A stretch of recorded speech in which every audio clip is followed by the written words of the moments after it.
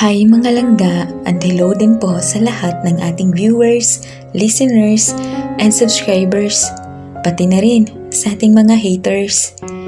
Sa pagpapatuloy ng ating kwento, kung bago ka pa lamang dito sa ating channel, huwag kalimutang mag-like, comment, share, and subscribe at pindutin nyo na rin yung notification bell para maging updated pa po kayo sa mga susunod pang mga video. Tunghayan po natin ang ika-21 kabanata ng Mafia Queen, My Wife. Hero's Point of View. Damn it! Nandun lahat ng contacts ko!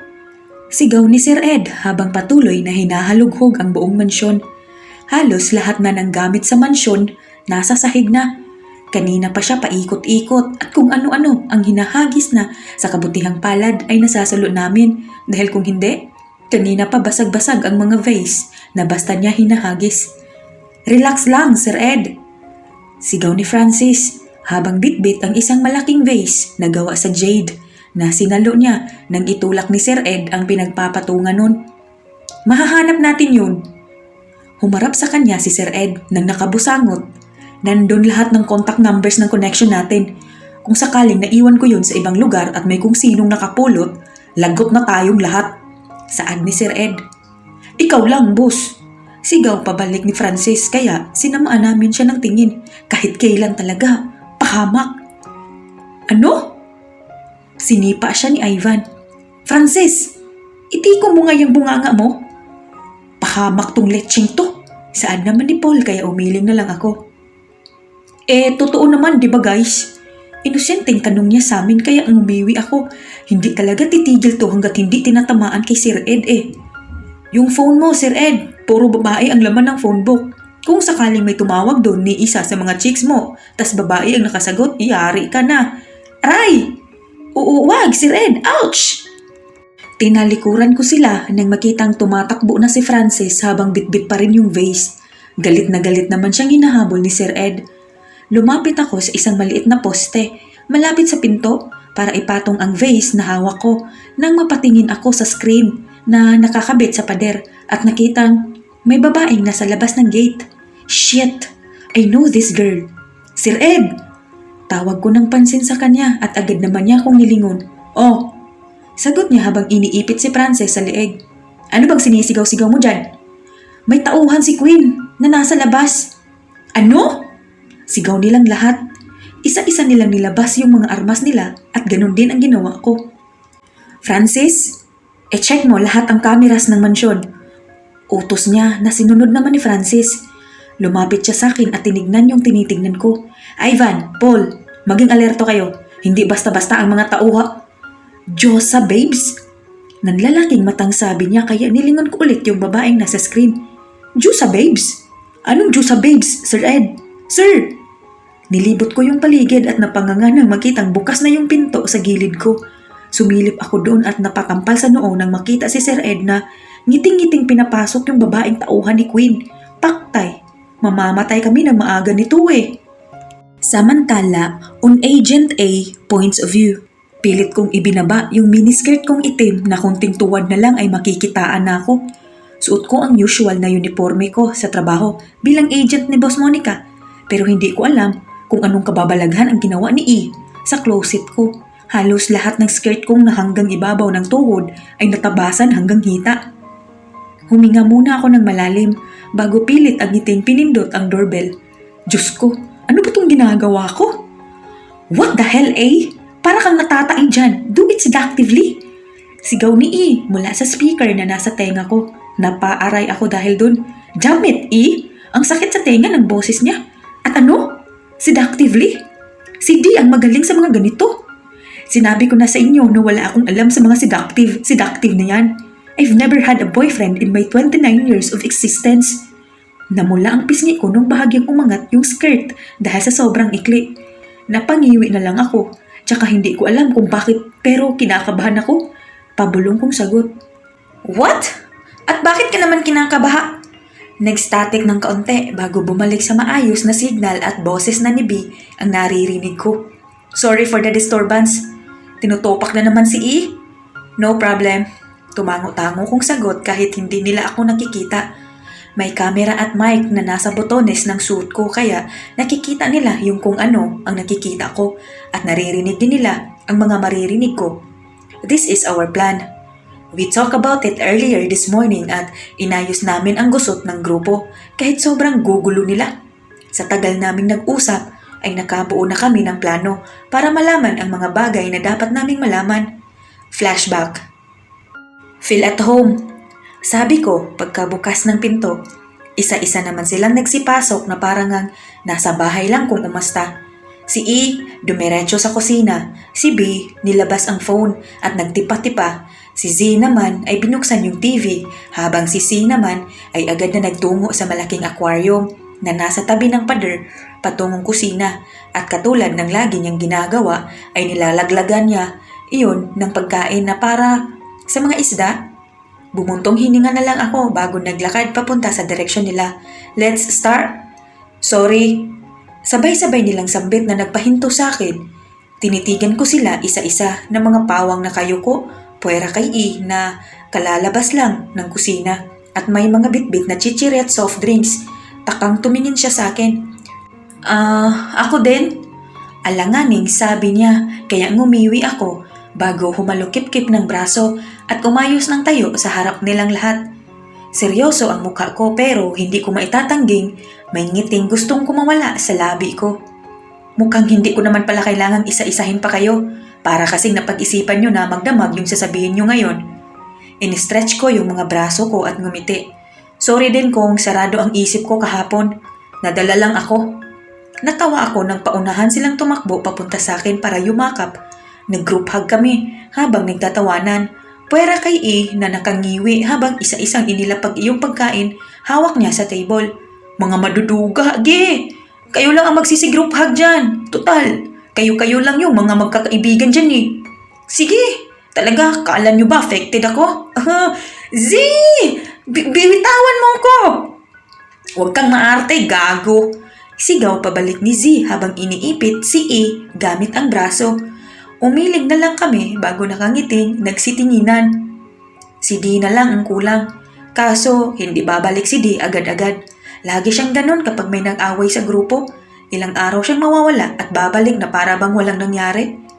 Ilang beses kong pinalakpak yung mga palad ko para kunin ang atensyon nila na tagumpay ko namang nagawa. Tutok ang mga mata nila sa akin at halata nang handa silang makinig. Now, let's hear from each other.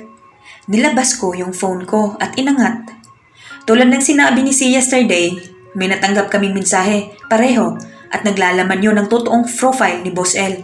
Magmula sa pangalan, kapanganakan, trabaho, educational background, mga ari-arian, hanggang sa araw na namatay siya. Naningkit yung mata ko dahil sa inis. Pero wala ni isang impormasyon tungkol sa pamilya niya. Wala ding nakalagay tungkol sa naging guardian niya nung bata pa siya. Lah! Sigaw bigla ni E sabay turo sa phone ko. Bakit wala kaming natanggap ni D na ganyang message? Dahil alam na nagpadala ng mensahe na mangyayari to. Tumingin si B kay E. Alam niyang mag-aaway-away tayo tungkol dito. Bumuntong hininga si C. That's right. Iba ang ugali namin ni A kumpara sa inyo when it comes to loyalty. We are always doing what's best for bossing. Tumango ako bilang pagsang-ayon. Isa tong frame up. Personal tayong kilala ng taong nagpadala niyan sa inyo at sigurado akong malapit lang siya sa atin. Dagdag ni Z. Napatingin kaming lahat kay E na biglang padabog na tumayo habang lukot na lukot ang mukha.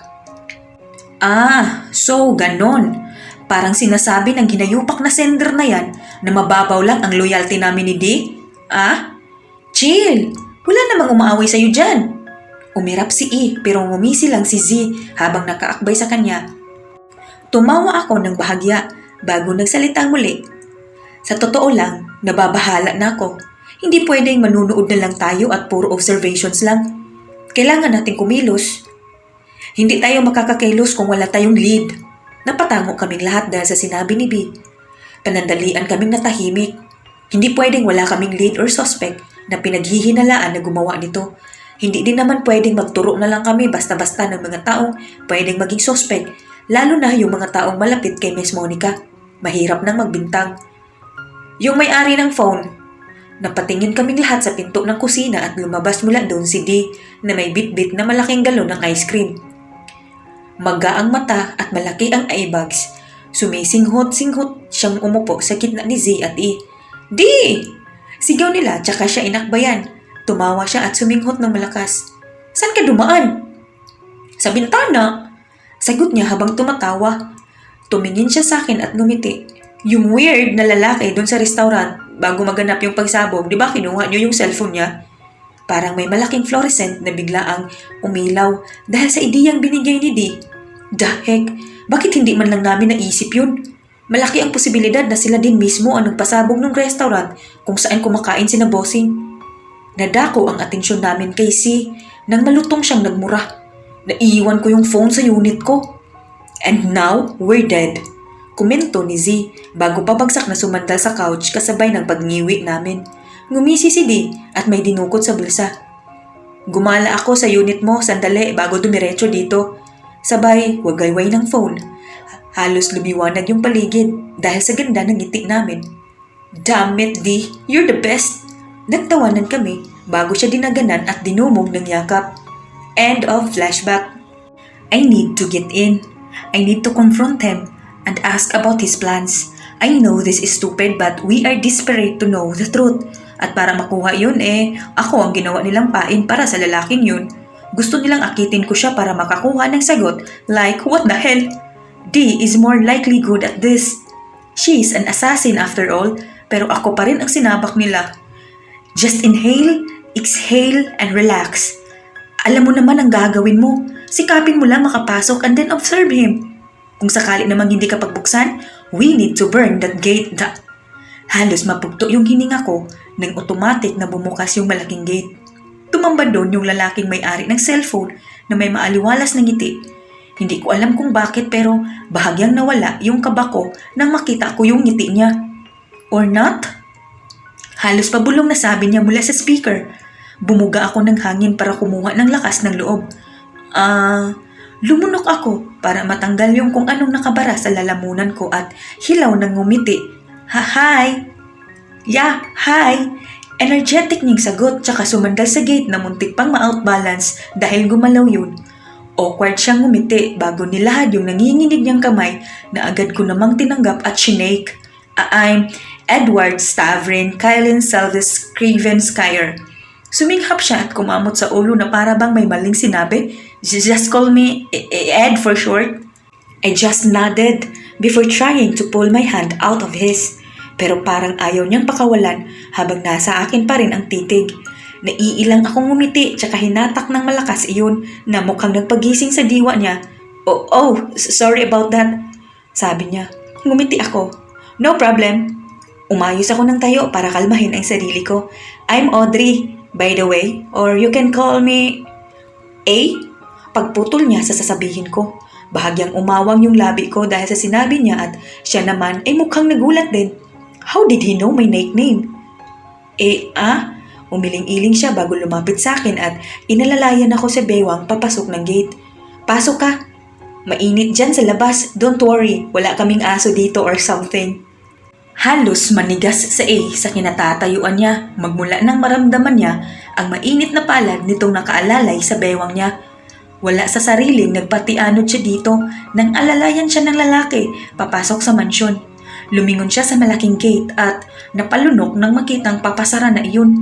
Seriously? Hiyaw niya sa isip niya. Pumasok sila sa loob ng mansyon na iyon at iginiya siya nito paupo sa isang magarang puting sofa na nasa sala. Nakakamangha yung disenyo ng bahay dahil halos lahat ng gamit ay puti na binibigyang kulay ng ginto. Halatang mayaman yung may-ari.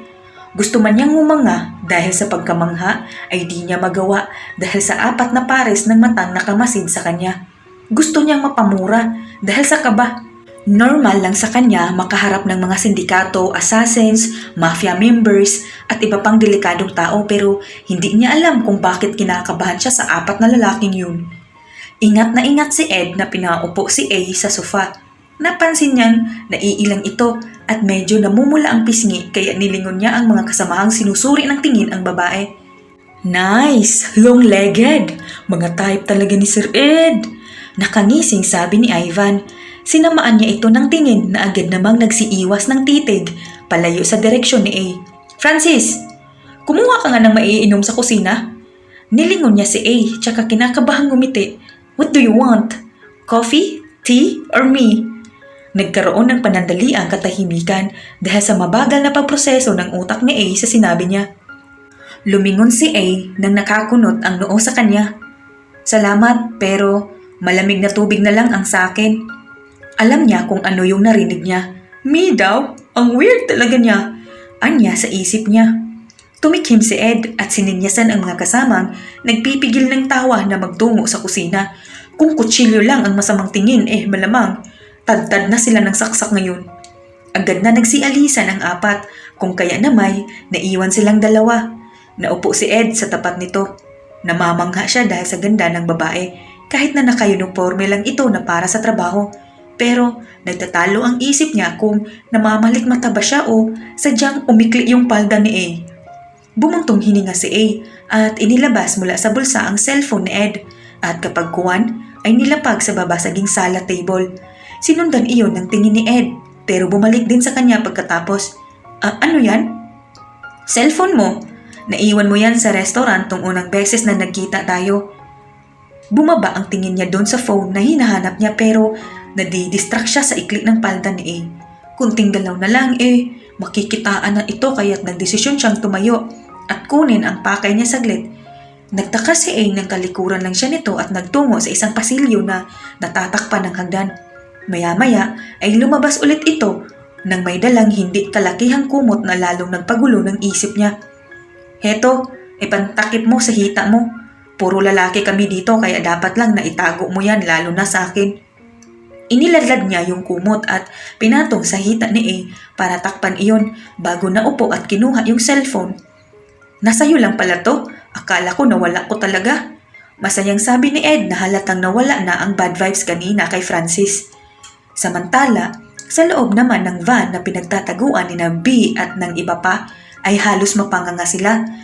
Hindi dahil sa namukhaan ni na si D at Z yung tatlong lalaking kasamahan ni Ed, kundi dahil sa kababalaghang ipinapakita nito kay A.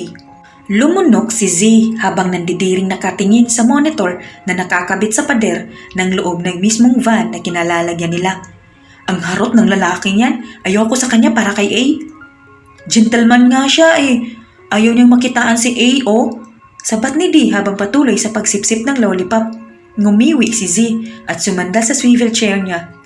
Kasalanan naman ni E kung bakit maikli yun Ginupit niya hanggang itaas ng hita, akala mo tanga Inirapan siya ni E. Tama lang yun. Parte ng plano yun, di ba? Aakitin niya yung werdong yun para makapasok. Umpisa pa lang pinapasok na siya agad ng lalaki nang walang pagdududa. Kinamot ni C yung ulo niya na nang maalala yung ngiti ng lalaki kanina sa gate pa lang. Mukhang tinamaan kay A yung isang yan. No, hindi lang siya tinamaan. Nakangiwing sabi ni B. Mukhang hulog na hulog ang isang to. Nagsitanguan sila bilang pagsang-ayon kay B.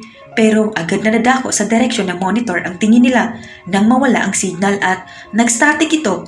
Sinubukang i-retrieve ni B ang signal pero nag-blackout lang ito at muling bumukas. Pero tumambad ang mukha ng apat pang lalaki na kasamahan ni Ed. Lumunok si Z dahil nakita na naman niya yung lalaki mula sa cafe na siyang nagbigay din ng album ng K-pop merchandise.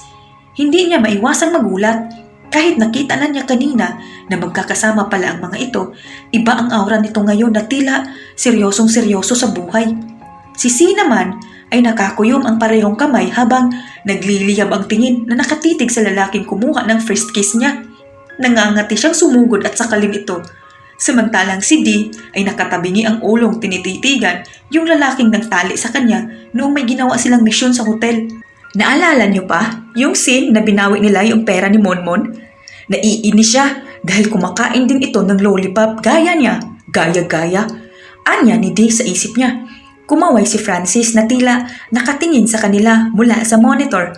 Ngiting-ngiti siya pero ang mga mukha ng kasama niya ay mga nakasambakol. Hello sa magaling niyong hacker!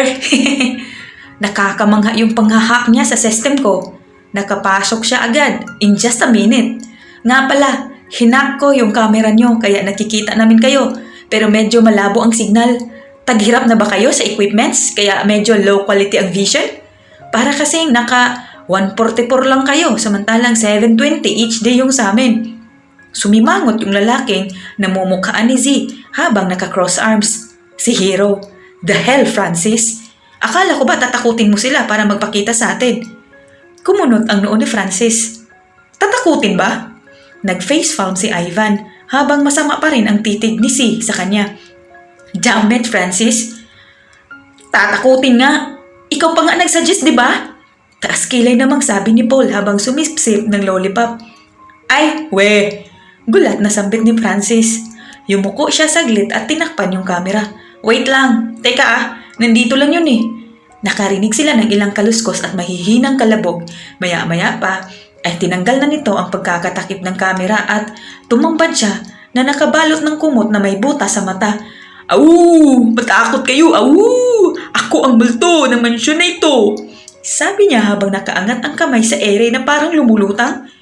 Bumuntong hininga silang lahat. Si B naman ay tumikim at kinuha yung mic na nasa gilid tsaka ikinonekta sa monitor para marinig sila ni na Francis. Fine, lalabas na kami in order for you to see us, but no firearms involved and quit playing dumb games with us. We are all harmless.